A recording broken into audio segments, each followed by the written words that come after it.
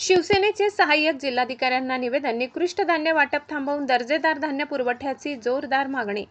मागील 3-4 महिन्यापासून शहादा शहरासह ग्रामीण भागातील स्वस्त धान्य दुकानांमधून लाभार्थ्यांना निकृष्ट दर्जाहीन व गुणवत्ताहीन धान्याचे वाटप होत असल्याच्या सातत्याने तक्रारी शिवसेनेकडे प्राप्त होत होत्या. या गंभीर विषयाची दखल घेत शिवसेना शहादा शहर प्रमुख जितेंद्र जमदाडे यांच्या नेतृत्वाखाली शिष्टमंडळाने सहाय्यक जिल्हाधिकारी तथा विभागीय दंडाधिकारी शहादा यांची भेट घेऊन सविस्तर निवेदन सादर केले. यावेळी शिवसेनेच्या वतीने स्पष्ट करण्यात आले की शासनाकडून जर निकृष्ट दर्जाचे धान्य स्वस्त धान्य दुकानांना प्राप्त होत असेल तर संबंधित दुकानदारांनी ते लाभार्थ्यांमध्ये वाटप करण्याऐवजी तातडीने पुरवठा विभागाकडे त्याची लेखी तक्रार करून दर्जेदार धान्याची मागणी करावी. गरीब व गरजू नागरिकांच्या आरोग्याशी तडजोड होणार नाही यासाठी प्रत्येक महिन्याला सकस गुणवत्तापूर्ण धान्याचे नियमित वितरण होणे आवश्यक असल्याची भूमिका मांडण्यात आली.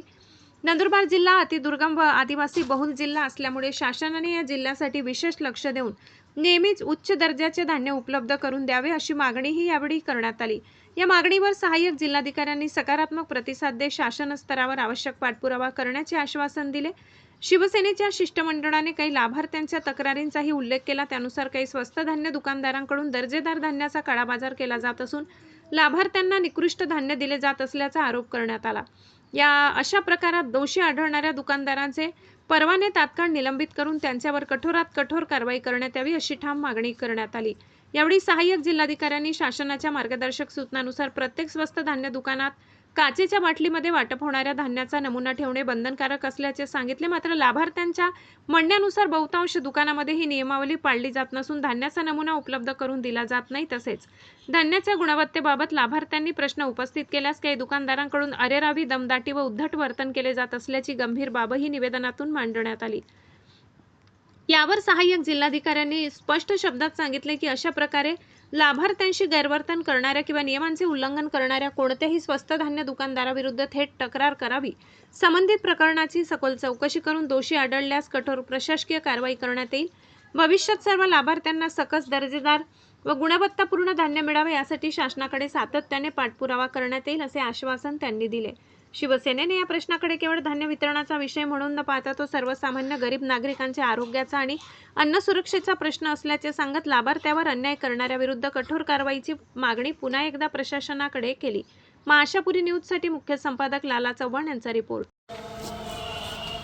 मागच्या काही दिवसांपासून स्वस्त दुकान लाभार्थींच्या सातत्याने शिवसेना पक्षाकडे तक्रारी येत होत्या. त्या अनुषंगाने आज आम्ही या ठिकाणी सहाय्यक जिल्हाधिकारी तथा विभागीय दंडाधिकारी यांना निवेदन सादर केले.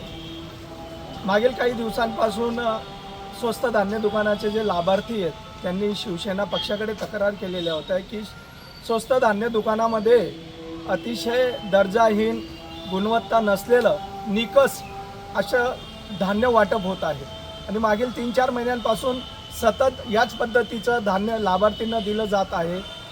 काही नागरिकांच्या लाभार्थींच्या ह्या देखील तक्रारी होत्या की सकस धान्य, दर्जेदार धान्य हे काळा बाजारामध्ये विकलं जातं आणि निकष धान्य हे लाभार्थींना दिलं जातं. आणि त्या अनुषंगाने आज आम्ही या ठिकाणी सहाय्यक जिल्हाधिकाऱ्यांना तक्रार केली असता त्यांनी अशी देखील आम्हाला माहिती दिली की स्वस्त धान्य दुकानदारांना काही गाईडलाईन शासनाच्या असतात की जे धान्य त्यांना वाटप करण्यासाठी दिलेलं असतं त्यांना एका काचेच्या बाटलीमध्ये ते धान्य त्या लाभार्थींना दाखवण्यासाठी ठेवावं की जेणेकरून त्या लाभार्थीला कळलं पाहिजे की शासनाचं हे धान्य आलेलं असतं आणि हे धान्य वाटप करण्यासाठी आम्ही या ठिकाणी बसलेलो आहोत. परंतु तसं सध्या स्वस्त धान्य दुकानात काही निदर्शनात आतापर्यंत आढळून आलेलं नाही असे लाभार्थींच्या तक्रार आहेत. साहेबांनी आम्हाला असं सांगितलं की अशी काही तक्रार जर असेल आपल्याकडं स्पेसिफिक तर त्या लाभार्थींनी आमच्याकडं किंवा शिवसेनामार्फत आमच्याकडं कळवावी. नक्कीच आम्ही त्या स्वस्त दुकानदाराला त्या ठिकाणी निलंबित करू.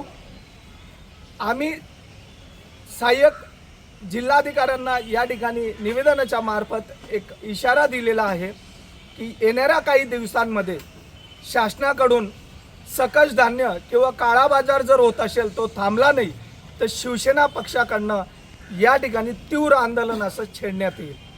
साहेबांनी म्हटलं तशी परिस्थिती येणार नाही. आम्ही यावर पाळत ठेवून आहेत असं काही आढळलं तर नक्कीच आम्ही त्यावर कारवाई करू.